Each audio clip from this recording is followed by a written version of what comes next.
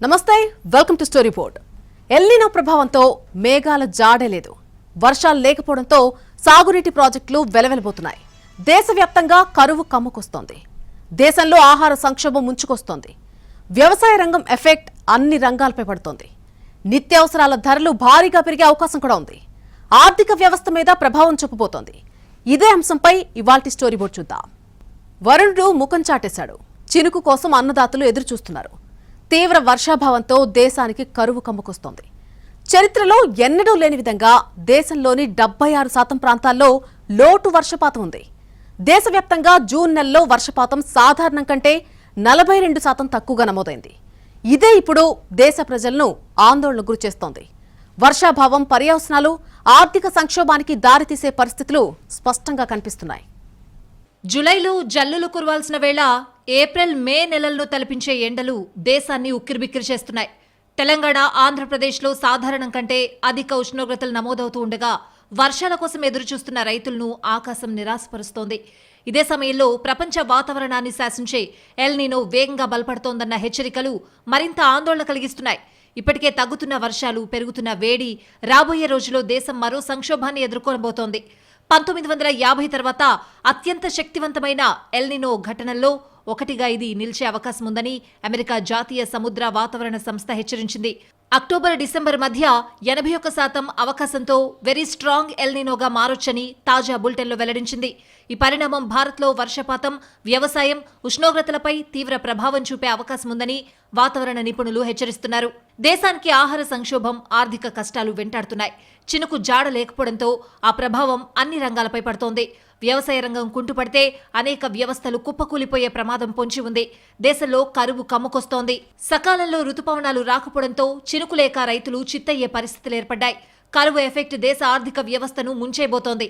ఆహార సంక్షోభం, ఆర్థిక సంక్షోభం నుంచి తప్పించుకోవడం అసాధ్యమని నిపుణులు హెచ్చరిస్తున్నారు. ఇదే సమయంలో యుద్ధం ప్రభావం వ్యవసాయ రంగం మీద పడ్డం మూలిగే నక్కపై తాటికాయ పడ్డ చందంగా తయారైంది. అమెరికా ఇరాన్ యుద్ధానికి కరువు తోడవడం దేశ ఆర్థిక వ్యవస్థకు గుదిబండలా మారుతోంది. దేశవ్యాప్తంగా జూన్ నెలలో వర్షపాతం సాధారణం కంటే 42% తక్కువగా నమోదైంది. గత 146 ఏళ్లలో అత్యంత పొడి వాతావరణం జూన్ నెలలోనే ఉంది. గత దశాబ్దన్నర కాలంలో వేసవి రుతుపవనాలకు ఇది అత్యంత బలహీనమైన ఆరంభం. దీని ఫలితంగా దేశంలోని 76% ప్రాంతాల్లో వర్షపాతం లోటు లేదంటే తీవ్ర లోటుగా ఉంది. జులై కూడా సాధారణం కంటే పొడిగా ఉంటుందని వాతావరణ నిపుణులు అంచనా వేస్తున్నారు. సాగునీరు, తాగునీటి కోసం పర్యవేక్షించే దేశంలోని 166 ప్రధాన జలాశయాలు జూన్ 25 నాటికి మొత్తం నిల్వ సామర్థ్యంలో 26% కలిగి ఉన్నాయి. నీటి మట్టాలు ఇందిరా సాగర్లో 14%, నాగార్జున సాగర్లో 5%, తెహ్రీలో 2% పడిపోయాయి. పసిఫిక్లో పెరుగుతున్న సముద్ర ఉపరితల ఉష్ణోగ్రతల కారణంగా ఆ నెలలో రుతుపవన వర్షపాతం మళ్లీ పుంజుకున్నప్పటికీ జులై నెలలో చాలా వరకు వర్షపాతం సాధారణం కంటే తక్కువగానే ఉంటుందని వాతావరణ శాస్త్రవేత్తలు అంచనా వేస్తున్నారు. దేశవ్యాప్తంగా ఏడాది జూన్ నెలలో గత 126 ఏళ్ల చరిత్రలోనే మూడో అత్యంత దారుణమైన అల్ప వర్షపాతం నమోదైంది. సోమవారం నాటికి దేశవ్యాప్తంగా కేవలం 92.1 మిల్లీమీటర్ల నైరుతి రుతుపవనాల వర్షపాతం మాత్రమే నమోదైంది. నైరుతి రుతుపవనాలు చురుగ్గా కదులుతున్నప్పటికీ అనుకున్న స్థాయిలో అవి విస్తరించలేదని భారత వాతావరణ శాఖ వెల్లడించింది. దేశంలోని 78% భౌగోళిక ప్రాంతాల్లో రుతుపవనాల లోటుంది. ఆయా ప్రాంతాల్లో ఇంకా సాధారణం కంటే తక్కువ వర్షపాతమే నమోదైంది. ఈ లోటును ఐఎండీ 2 వర్గాలుగా వర్గీకరించింది. అందులో 64% సాధారణ లోటు కేటగిరీలో ఉండగా మరో 14% భారీ లోటుగా స్పష్టం చేసింది. ఇదే పరిస్థితి జులై చివరి వరకు కొనసాగితే ఖరీఫ్ సాగు, జలాశయాల మట్టాలు, నీటి లభ్యతపై ఆందోళన వ్యక్తం చేసింది. భారత వాతావరణ శాఖ ప్రకారం 1901 నుంచి ఇప్పటి వరకు కేవలం 4 సార్లు మాత్రమే జూన్ నెలలో దేశవ్యాప్తంగా 100 మిల్లీమీటర్ల కంటే తక్కువ వర్షపాతం నమోదైంది. ఇందులో అత్యంత దారుణమైన ఏడాదిగా 2009 నిలిచింది. అప్పట్లో కేవలం 87.5 మిల్లీమీటర్ల వర్షం మాత్రమే కురిసింది. ఆ తర్వాత 1905లో 92.3 మిల్లీమీటర్ల వర్షపాతం నమోదైంది. ప్రస్తుత పరిస్థితులను బట్టి చూస్తే ఈ ఏడాది జూన్ నెల ఆ తర్వాతి స్థానాన్ని ఆక్రమించనుంది. గతంలో 2014లో 93 మిల్లీమీటర్లు, 1926లో 97.4 మిల్లీమీటర్ల మేర జూన్ వర్షపాతం నమోదు కాగా మరికొన్ని అల్ప వర్షపాత సంవత్సరాలుగా 1902లో 109 మిల్లీమీటర్లు, 1912లో 106.8 మిల్లీమీటర్లు, 1923లో 101.7 మిల్లీమీటర్లుగా వర్షపాతం నమోదైంది. సాధారణంగా వాతావరణ శాఖ లెక్కల ప్రకారం జూన్ నెల దీర్ఘకాలిక సగటు వర్షపాతం 165 మిల్లీమీటర్ల కంటే ఎక్కువగా ఉండాలి. ఈ ఏడాది నైరుతి రుతుపవనాలు దేశంలోకి ఆలస్యంగా ప్రవేశించడమే కాకుండా ఆ తర్వాత సుమారు 11 రోజుల పాటు ఒకే చోట నిలిచిపోయాయి. అలాగే రుతుపవనాలు ప్రవేశించిన ఒడిశా, బీహార్, ఛత్తీస్గఢ్, తెలంగాణ వంటి రాష్ట్రాల్లో కూడా వర్షపాతం సాధారణం కంటే చాలా తక్కువగా నమోదైంది. దేశ రాజధాని ఢిల్లీకి జూన్ 27నే రుతుపవనాలు రావాల్సి ఉండగా ఈ గడువు తప్పింది. జులై మొదటి వారంలోనే ఢిల్లీకి వర్షాలొచ్చే అవకాశం ఉందని వాతావరణ సైంటిస్టులు చెప్తున్నారు. మరోవైపు పసిఫిక్ మహాసముద్రంలో బలమైన ఎల్ నినో ఎఫెక్ట్ భయాలతో ఐఎండీ గత నెలలోనే తన దీర్ఘకాలిక రుతుపవనాల అంచనాను సవరించింది. జూన్ నుంచి సెప్టెంబర్ మధ్యకాలంలో సగటు వర్షపాతం 90% పడిపోవచ్చని హెచ్చరించింది. ఈ వర్షాభావ పరిస్థితులను దేశంలోని రైతాంగాన్ని తీవ్ర ఆందోళనకు గురిచేస్తున్నాయి. ఐరోపాలో వేసవి వాతావరణంపై ఎల్ నినో ప్రభావం పరిమితంగానే ఉన్నప్పటికీ ఈ ఏడాది భారత రుతుపవనాలపై ఇది ప్రధాన ప్రభావం చూపే అవకాశం ఉందని శాస్త్రవేత్తలు చెప్తున్నారు. ఫ్రాన్స్, జర్మనీ, ఇటలీ, స్పెయిన్, ఇంగ్లాండ్లోని కొన్ని ప్రాంతాలలో ఉష్ణోగ్రతలు కాలానుగుణ సగటు కంటే 5 నుంచి 12 డిగ్రీల సెల్సియస్ అధికంగా నమోదవుతున్నాయి. ఉత్తర ఆఫ్రికా నుంచి వేడి గాలిని రప్పించే స్థిరమైన అధిక పీడన వ్యవస్థ కారణంగా ఏర్పడిన వడగాల్పులు మానవ ప్రేరిత వాతావరణ మార్పులతో మరింత తీవ్రమయ్యాయని వరల్డ్ వెదర్ అట్రిబ్యూషన్ పరిశోధక బృందం తెలిపింది. ఐరోపా వేసవి వాతావరణంపై ఎల్ నినో ప్రభావం పరిమితంగానే ఉన్నప్పటికీ ఈ ఏడాది భారత రుతుపవనాలపై ఇది ప్రధాన ప్రభావం చూపే అవకాశం ఉందని శాస్త్రవేత్తలు తెలిపారు. దేశంలో కొంతకాలంగా బలహీనపడిన నైరుతి రుతుపవనాలు త్వరలో మళ్లీ పుంజుకోనున్నాయని శాస్త్రవేత్తలు అంచనా వేస్తున్నారు. బంగాళాఖాతంలో జరుగుతున్న మార్పుల వల్ల సముద్రపు గాలులు బలంగా వీస్తూ దట్టమైన మేఘాలు అలుముకుంటున్నాయి. 2-3 రోజుల్లో ఇది మరింత బలపడి అల్పపీడనంగా మారే అవకాశం ఉంది. ఈ అల్పపీడన వ్యవస్థ క్రమంగా ఒడిశా, బెంగాల్ తీరాల వైపు ప్రయాణించి తూర్పు భారతదేశంలో వర్షాలు కురిపించనుంది. ఆ తర్వాత రాబోయే వారాల్లో దీని ప్రభావం మధ్య, ఉత్తర భారతదేశాలపై కూడా పడే అవకాశాలు కనిపిస్తున్నాయి. జులై మొదటి వారంలో దేశంలోని అత్యధిక ప్రాంతాల్లో భారీ వర్షాలు కురిసినా ఆ తర్వాత మాత్రం రుతుపవనాల్లో హఠాత్తుగా స్తబ్దత ఏర్పడింది. దీనివల్ల దేశవ్యాప్తంగా వర్షపాతం సాధారణ స్థాయి కంటే పడిపోవడమే కాకుండా ఎండ తీవ్రత పెరిగి ఉష్ణోగ్రతలు ఎగబాకాయి. దేశవ్యాప్తంగా ఖరీఫ్ పంటల సాగుపై ప్రతికూల ప్రభావం చూపింది. సమయానికి వర్షాలు లేకపోవడంతో రైతులు ఆందోళన చెందుతున్నారు. వరి వంటి ప్రధాన పంటల నాట్లు వేయడం కూడా బాగా ఆలస్యమవుతోంది. ఎల్ నినో డేంజర్ బెల్స్ మోగిస్తోంది. మేఘాల జాడ కనిపించడం లేదు. విత్తనాలు వేసి మొలిచిన మొక్కల్ని కాపాడుకునే సమయంలో వర్షాలు ముఖం చాటేశాయి.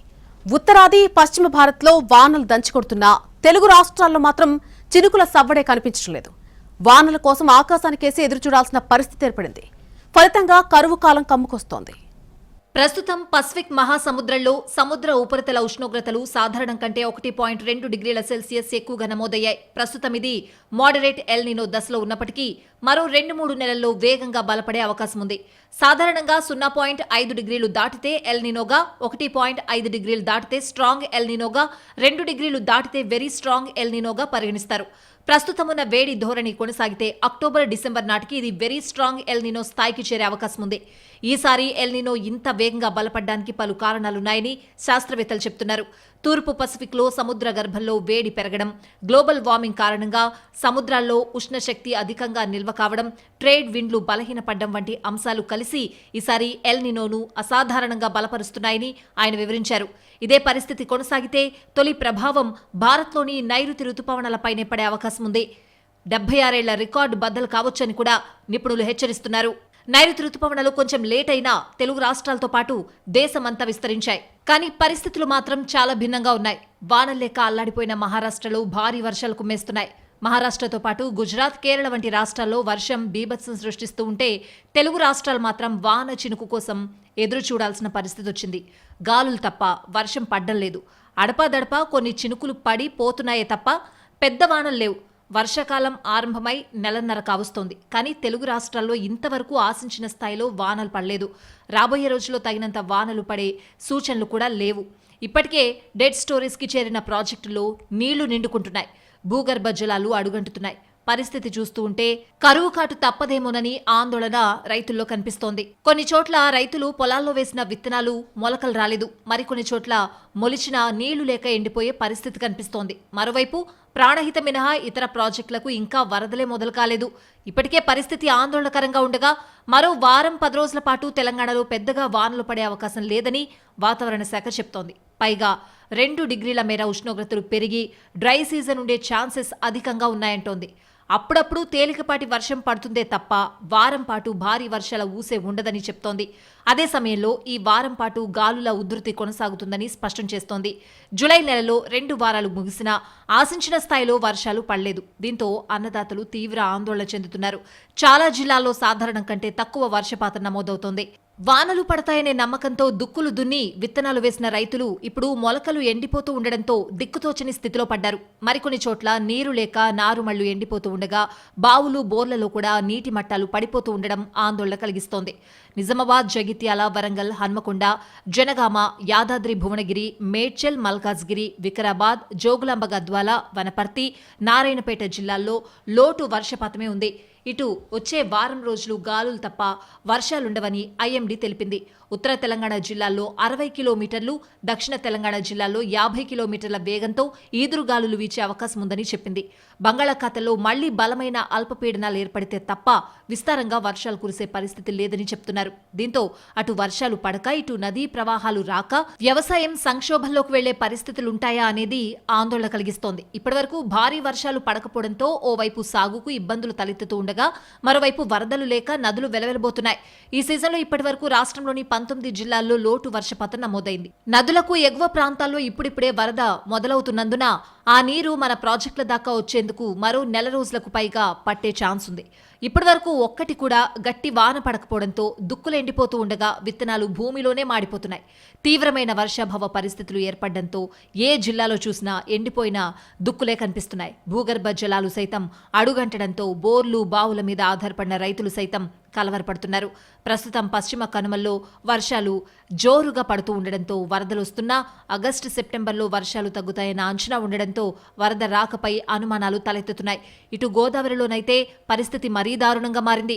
నదిలో చుక్క ప్రవాహం నమోదు కావడం లేదు. కేవలం ప్రాణహితలో మాత్రమే వరద ప్రవాహం కొనసాగుతోంది. పంటలు ఏపుగా ఎదగాల్సిన సమయంలో విత్తనాలు మొలకెత్తడమే గగనంగా మారిపోయింది. దీంతో సాగు ప్రారంభించిన రైతులు తమ శ్రమ, పెట్టుబడులు వృధా అయ్యాయంటూ దిగులు చెందుతున్నారు.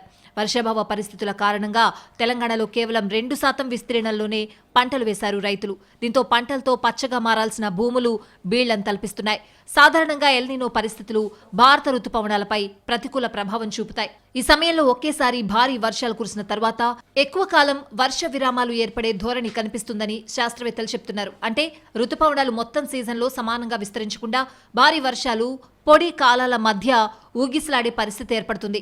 ఇటీవల వర్షాలతో దేశ నీటి పరిస్థితి కొంత మెరుగుపడినప్పటికీ రుతుపవనాల గమనం ఇంకా అనిశ్చితంగానే ఉందని నిపుణులు చెప్తున్నారు. జూలై చివరి వారంలో మరోసారి వర్షాలు పుంజుకునే అవకాశం ఉన్నప్పటికీ అప్పటి వరకు రైతులు ఆకాశం వైపే చూడాల్సిన పరిస్థితి ఏర్పడింది. గతంలో నమోదైన బలమైన ఎల్నినో సంవత్సరాల్లో 60% సందర్భాల్లో సాధారణం కంటే తక్కువ లేదా లోటు వర్షపాతం నమోదైంది. ఇప్పటికే ఈ ఏడాది జూన్లో దేశవ్యాప్తంగా 40% వర్ష లోటు నమోదైంది. మొత్తం సీజన్లో కూడా దీర్ఘకాల సగటు కంటే తక్కువ వర్షపాతం నమోదయ్యే అవకాశాలున్నాయని ఐఎండీ అంచనా వేస్తోంది. పలు ప్రాంతాల్లో సాధారణం కంటే 40% తక్కువ వర్షపాతం నమోదైంది. ఫలితంగా ప్రాజెక్టులు వెలవెలబోతున్నాయి. నీటి మట్టాలు డెడ్ స్టోరేజ్ కంటే దిగువకు పడిపోతున్నాయి.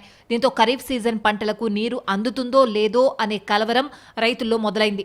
ఎల్నినో ప్రభావం వల్ల వర్షాలు లేకపోవడం వల్ల జలాశయాలు వెలవెలబోతున్నాయి. దీంతో ఆయకట్టు రైతుల్లో ఆందోళన వ్యక్తమవుతోంది. సాధారణంగా కరువు పరిస్థితులు ఉన్న కృష్ణా, తుంగభద్ర ఎగువన భారీ వర్షాలు కురిస్తే KC canal, Srisailam right bank canal, SRBC, Telugu Ganga, Galeru Nagari, Handrineeva కింది ఆయకట్టు భూములకు నీరందేది. కానీ ఇప్పుడు ఆ పరిస్థితి లేదు.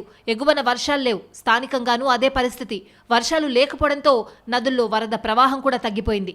ఎల్నినో ఎఫెక్ట్ వ్యవసాయంపై తీవ్ర ప్రభావమే చూపుతోంది. ఆహార సంక్షోభం తలెత్తే అవకాశం కూడా గట్టిగా కనిపిస్తోంది.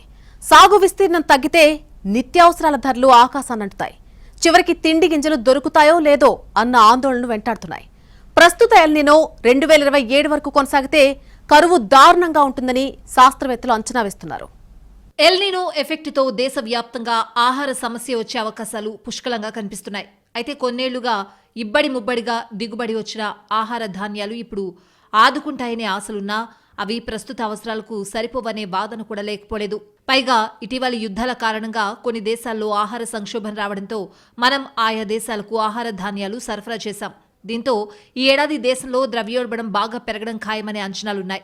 ఇప్పటికే యుద్ధాల కారణంగా పెరిగిన నిత్యావసరాల ధరలు ఇప్పుడు ఎల్నినో దెబ్బతో మరింత కొండెక్కి కూర్చోవడం ఖాయంగా కనిపిస్తోంది. ఎలాంటి సంక్షోభం వచ్చినా బయటపడే మార్గాలు వెతికే ఆర్థికవేత్తలకు కూడా ఇప్పుడు దిక్కుతోచడం లేదు. అసలు చాలా మంది నిపుణులు పరిష్కారాల గురించి ఆలోచించడానికి భయపడుతున్నారు. ఆ స్థాయిలో అనిశ్చితి ప్రపంచాన్ని చుట్టేసింది. చూస్తూ ఉంటే ఇదేదో తెలుగు రాష్ట్రాలకు దేశానికో పరిమితమైన సమస్యగా కనిపించడం లేదు. మొత్తంగా ప్రపంచానికే సమస్యల గ్రహణం పట్టినట్లుగా ఉంది. అందుకే ఆర్థిక వ్యవస్థలు చతికిల పడుతున్నాయి. ఆదాయ మార్గాలు మూసుకుపోతున్నాయి. సాధారణంగా ఎన్ని సమస్యలున్నా తిండికి లోటు లేకపోతే సామాన్యుడు ఎలాగోలా బతికేస్తాడు. కానీ ఈసారి ఆ తిండికే లోటొచ్చే పరిస్థితులు స్పష్టంగా కనిపిస్తూ ఉండడంతో ప్రభుత్వాల్లోనూ కలవరం మొదలైంది. ఇప్పటికే డాలర్లు ఎక్కువ ఖర్చు కాకుండా బంగారం దిగుమతులు తగ్గించినట్టుకొస్తున్న ప్రభుత్వాలు ఇప్పుడు ఆహార సంక్షోభం రాకుండా ఎలాంటి వ్యూహరచన చేస్తాయి అనేది చూడాల్సింది. ఇప్పటిదాకా దేశంలో ఓ ప్రాంతంలో కరువొస్తే మరో చోట అధిక దిగుబడులొచ్చిన పరిస్థితులున్నాయి. అలాంటి సందర్భాల్లో ఆహార ధాన్యాలను అటు ఇటు సర్దుబాటు చేయడం తేలిగ్గానే జరిగేది. కానీ ఇప్పుడు దేశవ్యాప్తంగా కరువు తప్పదనే అంచనాలున్నాయి. ఇప్పటికే సాగు విస్తీర్ణం భారీగా తగ్గిపోయింది. ప్రజలకు వాస్తవం కళ్లకు కడుతోంది. ఈ పరిస్థితులు మెరుగుపడతాయనే ఆశ లేకపోగా ఇంకా దిగజారిపోతాయేమోననే భయాలు ఎక్కువవుతున్నాయి. ఆహార సంక్షోభం ఆకలి సమస్యతో పాటు ఆర్థిక వ్యవస్థను మరింత అస్తవ్యస్తం చేస్తుందనే అంచనాలున్నాయి. ఎక్కడ ఏ సంక్షోభం వచ్చినా, ఎప్పుడు దుర్భర పరిస్థితులు తలెత్తినా దానికి మొదటి బాధితుడిగా మిగిలేది సామాన్యుడే. మామూలు రోజుల్లోనే అష్టకష్టాలు పడి బతుకు చక్రం లాగే సామాన్యుడికి ప్రస్తుత ఆర్థిక పరిస్థితులు మరింత భారంగా మారుతున్నాయి. ఎటు చూసినా అయోమయ పరిస్థితులు కనిపిస్తున్నాయని తల్లడిల్లిపోతున్నారు సామాన్యులు. ఓవైపు ఉద్యోగం ఎప్పుడు ఊడిపోతుందోననే భయం, మరోవైపు ధరలు ఎప్పుడెలా పెరుగుతాయోనని అనిశ్చితి. ఇప్పుడు చివరకు తిండి గింజలు ఉంటాయో లేదోననే కలవరంతో అంతటా తీవ్ర నిరాశ కనిపిస్తోంది. ఇప్పుడు పరిస్థితి ఎంత దారుణంగా ఉందంటే సమాజంలో ఆర్థిక చక్రంలో కింది నుంచి పైదాకా అన్ని వర్గాలు వ్యవస్థల్లోనూ ప్రతికూలతలే కనిపిస్తున్నాయి. దీంతో ఎక్కడా ఆశాజనకమైన స్థితిగతులే లేవు. ఎల్నినో ప్రభావంతో దేశవ్యాప్తంగా వర్షపాతం సమానంగా ఉండదు. కొన్ని ప్రాంతాల్లో సాధారణ లేదా అధిక వర్షాలు పడినా మరికొన్ని ప్రాంతాల్లో తీవ్రమైన కొరత ఉంటుంది. వర్షపాతం తగ్గితే వ్యవసాయం, గ్రామీణ ప్రాంతాల నీటి సరఫరా, స్థానిక ఆర్థిక వ్యవస్థలపై తీవ్ర ప్రభావం పడే అవకాశం ఉంది. ముఖ్యంగా ఖరీఫ్ పంటలపై ప్రభావం అధికంగా ఉండొచ్చు. తక్కువ వర్షాలు కేవలం వ్యవసాయానికే కాదు, పర్యావరణానికి కూడా ముప్పు అని నిపుణులంటున్నారు. అప్పుడే భారత్లోని ఉత్తరాది, మధ్య రాష్ట్రాలపై ప్రభావం గట్టిగా పడింది. అయితే ఈసారి అంతకు మించి ఉష్ణోగ్రతలు నమోదవుతూ ఉండడంతో పలు రాష్ట్రాల్లో కరువు సంభవించే అవకాశాలున్నాయి. ఇప్పటికిప్పుడు ఇందుకు తగ్గట్టుగా అప్రమత్తమై చర్యలు చేపట్టాలని పర్యావరణవేత్తలు సూచిస్తున్నారు. ముఖ్యంగా వ్యవసాయ రంగంపై ప్రతికూల ప్రభావం పడకుండా చూడాలని చెప్తున్నారు. అలాగని ముందు జాగ్రత్త చర్యలు కూడా అంత తేలిక కాదు. దశాబ్దాలుగా రుతుపవనాలపై ఆధారపడి వ్యవసాయం చేస్తున్న మన రైతులు ఇప్పటికే దిగులు పెట్టుకున్నారు. దేశంలో మెజారిటీ సాగు భూములు వర్షాధారం కావడంతో ఈసారి ఆహార ధాన్యాల కొరత కూడా తప్పదని తేలిపోయింది. గతంలో ఎన్నో సంక్షోభాలను ధీటుగా ఎదుర్కోవడానికి మనకు వ్యవసాయమే ప్రధాన ఆలంబనగా నిలిచింది. కానీ ఇప్పుడు అలాంటి సాగు రంగమే సంక్షోభంలో పడడం దేశానికి అసలు సిసలు సవాల్ విసురుతుంది అనడంలో సందేహం లేదు. ప్రస్తుత ఎల్నినో 2027 వసంతకాలం వరకు కొనసాగనుందని శాస్త్రవేత్తలు అంచనా వేస్తున్నారు. దీంతో 2027 ప్రపంచ చరిత్రలోనే అత్యంత వేడిగా నమోదయ్యే సంవత్సరాల్లో ఒకటిగా నిలిచే అవకాశం ఉందని చెప్తున్నారు.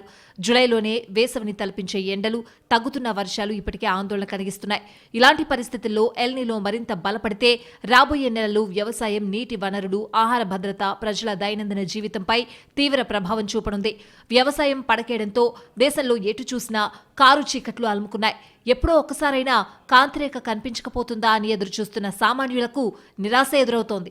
ఈసారి ఏం తిని బతకాలనే సందేహాలు రైతుల్ని వేధిస్తున్నాయి. ఇక వారిపై ఆధారపడి జీవించే కూలీల స్థితి మరీ దారుణం. అన్నింటికీ గ్రామాల మీద ఆధారపడే పట్టణాలు, నగరాల్లో ప్రజలు కూడా సమస్యల వలయంలో అలమటించక తప్పని దుస్థితి కనిపిస్తోంది. దేశ ప్రజల్లో కొనుగోలు శక్తి పడిపోవడం ఆందోళన కలిగిస్తోంది. ద్రవ్యోల్బణం రేటు గణనీయంగా పెరిగింది. ఒకవైపు ఉపాధి కోల్పోయి ఆదాయం తగ్గిపోవడం, మరోవైపు నిత్యావసర వస్తువుల ధరల పెరుగుదల వల్ల పేద ప్రజలపై తీవ్ర ప్రభావం పడుతోంది. దేశంలో సగటు కుటుంబం జీవనం గడపడం దుర్భరంగా మారిపోయింది.